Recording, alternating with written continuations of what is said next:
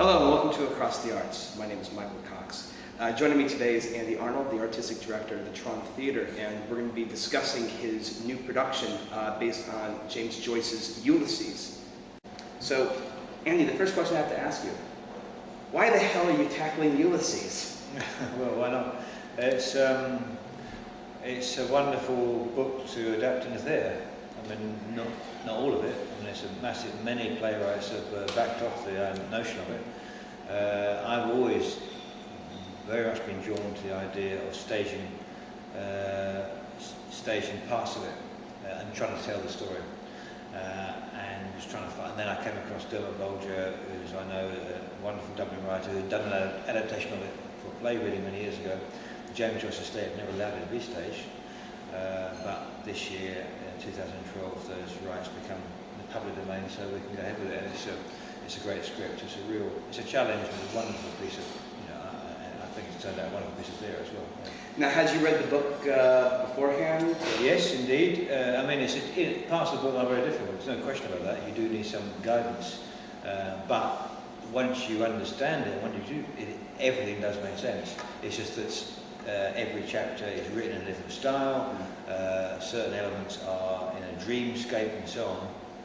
But there is a narrative. There's a very, very concrete narrative of this journey through the day in Dublin of this main character, Leopold Bloom, and his wife Molly, who's being visited by this Ulysses Bolton character, and the various places that Bloom goes to during the day, the funeral, the pubs, his work, the brothel, and so on, and meeting up with his other character, Stephen Dedalus, eventually.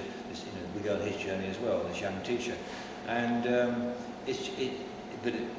and what I've tried to do, and one thing I think we've succeeded actually, is make that narrative coherent in the theatre. There are elements of it which are like all existential theatre, like the works of Beckett or whatever. You're not quite sure what's going on, but nonetheless the language and the theatricality is washing over you. But nonetheless, but by the end of it, you've been on this journey with these characters. So. Now, you said that this was an adaptation that was written a few years previously. The Joyce estate wouldn't allow it to be performed, but now that it's in the public domain, you can.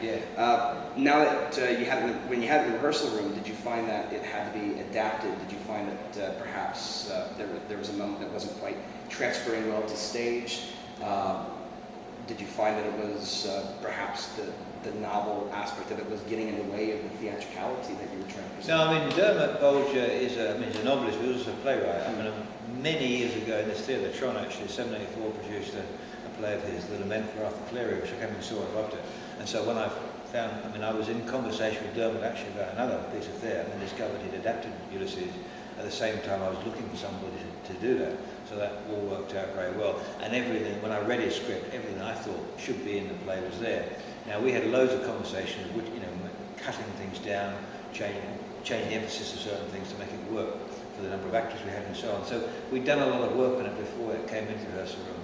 Then in the rehearsal room, certain deletions were made and other little bits of change and so on, which I confer with Dermot on. That always happens with any new piece of work, But essentially, Ulysses is famously a long journey for the character. Can you tell us a little bit about yourself? Did you feel that you actually took a journey in putting this production up, maybe before the rehearsal process or within the rehearsal process? It's been my biggest. I regard this as my opus magnus. Actually, it's something I've been building my life towards. I think at the stage in the first one, and it's such a privilege as well because I'm staging the first production of Ulysses, and we're taking the first production of it in Dublin. So it's quite, and I'm very flattered that the various venues, the Belfast Festival and Dublin Project and Cork Everyman are, backing us and taking it's a great credit. But it has been a long journey. I've been working for quite a while and trying to get all the money together to put it together because even with 8 actors playing 80 characters. That these days that's quite a haul doing that. So getting everything in place and then getting the tour organised and so on, finding the right way of staging it, finding the right designer. It's a credible design.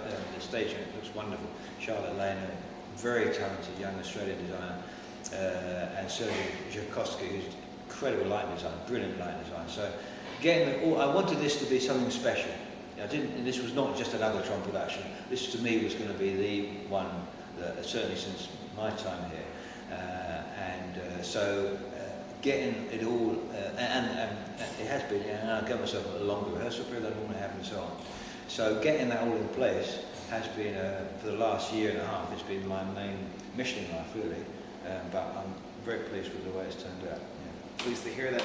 Now, this lovely pamphlet that has been created, that's throughout the Tron Theatre, that kind of breaks down the novel into its sections. Some of those sections are not in the play, but still. Oh, that's funny. Is there one section that's not in it that you kind of regret that you have to lose? Not really, no. Well, Davy Byrne's pub is referred to in it, but not. And we're down by the National Library. But Sandymount Strand, the Water Tower, the Schoolhouse with DC, and Digham's Funeral, the Freeman Journal, great fun, yeah. Post Office, yeah, they're all the beach, and the whole lot of hospitals, Hollis Street, then of course Nighttown, which is Nighttown in the book is written as a play, and that on this one chapter. If you produced that, you couldn't stage it actually because it required a cast of thousands. Extraordinary stage directions as well that Joyce puts in. Absolutely mad piece of theatre. And if you just stage that yourself, Nighttown, that would be like probably a 3-hour production. So we've got one section which is Nighttown. I mean, this is it. It's a thing. This isn't us trying to represent the book. This is us taking the book and taking the language of it and producing a piece of theatre. And whatever we have to do to make it work theatre, that's the priority, because it's a play. This is what we're staging. We're not doing a recital of the book at all. Do you feel you have a different interpretation or perhaps an appreciation of Ulysses now that you've taken this production? It's got so much of it is a revelation. There'll be a casual comment in the script that refers to something else and so on, and it's like a huge jigsaw thing. Every single bit of it has a connection with something else, and learning about that constantly is extraordinary. Actually, I mean, I'll certainly once now the play's out, I look forward to reading the book again. Actually, in having done this work on it. I mean, the book itself is 250,000 words. The play is just over 20,000 words, so we're doing about 8% of the book. On stage. So the fact that you actually feel that you want to go back to read the book, I guess, is a good sign that you're not so sick of it that you actually want to join into the book burnings nowadays. No, absolutely not. Just kind of the last hodgepodge question. Is there something that we haven't covered here that you'd kind of like to talk about the production or the performance or an aspect of it? No, it's a very talented cast, actually. They're brilliant. I mean, they play loads of characters. I mean, there's one, John Paul, brilliant Dublin-based actor who plays Leopold Bloom. Marion Kelly, great as Molly Bloom. Let's talk a little bit about the cast. How did you cast this? Was it an open cast? Did you have a few ideas as to who you wanted? Well, I wanted a combination, because it's very much a style of theatre which I'm familiar, in terms of my old Archie's days actually. I used to produce these mad Sean O'Casey and Brendan Behan plays and so on. I wanted some of my regular troupe who understand my theatre language, as it were. So I've got Paul Riley and Stephen Clyde and Grant Smeaton, who I've worked with over the last 20 years, and Marion Kelly as well. But I also wanted to make sure that there was a definite, again, that we budgeted for that to enable us to bring some Dublin actors into it. So it's very much a collaboration between Irish and Scottish, as it is with the theatres as well. And so I've got, Michael Dillon actually is from Cork, but John Paul Van Coa is Dublin-based, so he plays Bloom, and these two brilliant women, Mae Fitzgerald and Mary Murray from Dublin, come over, and so the authentic Dublin voice has to be there, obviously, because we're staging in Dublin. You can imagine a Dublin company bring the very first production of the work of Robbie Burns or something. They have to get the accents right, don't they?